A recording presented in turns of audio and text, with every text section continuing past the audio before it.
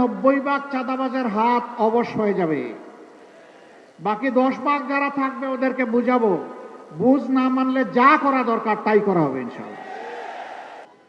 একটা দ্রব্যের মূল্য প্রান্তিক চাষি থেকে ঢাকায় আসতে পর্যন্ত ডাবল হতে পারে, 4 গুণ হয় কিভাবে?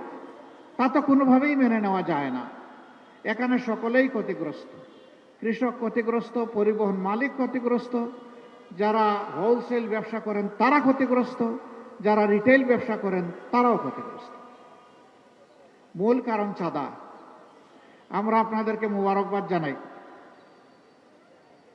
আপনারা 28 তারিখ সম্ভবত গত মাসের চাঁদাবাজদেরকে হাতে নাতে এখানে আপনারা শিক্ষা দিয়েছিলেন।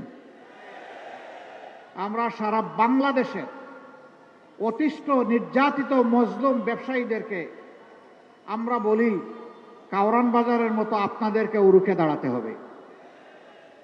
তবে আমরা কথা দিচ্ছি, এখন সরকারি প্রশাসন যন্ত্রের অবহেলা,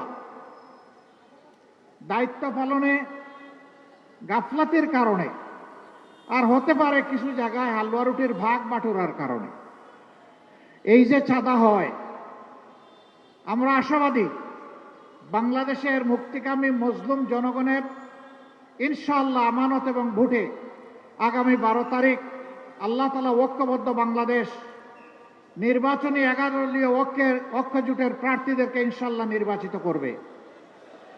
আমরা আশাবাদী 13 তারিখ থেকে বাংলাদেশের চিত্র পাল্টে যাবে ইনশাআল্লাহ। সে নির্বাচন সেই ফলাফল বার্তা দেবে যে এরা কোনো চাঁদাবাজি করে না এবং কোনো চাঁদাবাজি বরদাস্ত করবে না। সাথে সাথে 90 ভাগ চাঁদাবাজের হাত অবশ হয়ে যাবে। বাকি 10 ভাগ যারা থাকবে ওদেরকে বুঝাবো, বুঝ না মানলে যা করা দরকার তাই করা হবে ইনশাআল্লাহ। কারো মুখের দিকে তাকাবো না। চাঁদাবাজ কার বাবা, কার ভাই, কার সন্তান, চেহারা দেখে চাঁদাবাজের সাথে সেদিন আচরণ করা হবে না।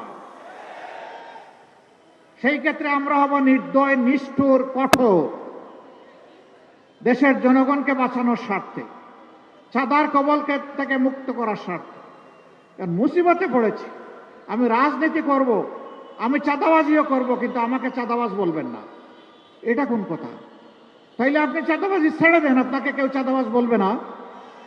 আপনি যখন চাঁদাবাজি করবেন তখন এই কথা আপনাকে শুনতে হবে যে আপনি একজন চাঁদাবাজ। চাঁদাবাজির সাথে রাজনীতির সম্পর্ক কি? এটি তো দুর্বৃত্তপনা। রাজনীতি হচ্ছে নীতির রাজা, যা মানুষকে সম্মান দিবে, নিরাপত্তা দেবে,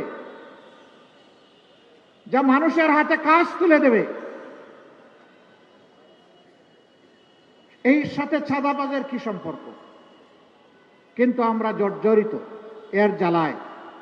প্রিয় জনগণ, প্রিয় ব্যবসায়ী বন্ধুগণ, কথা দিচ্ছি, শুধু আইন শৃঙ্খলা বাহিনীর সদস্যদেরকে পাঠাবো না, এই চাঁদাবাজি বন্ধ করার জন্য আমরাও মাঠে নামবো ইনশাআল্লাহ।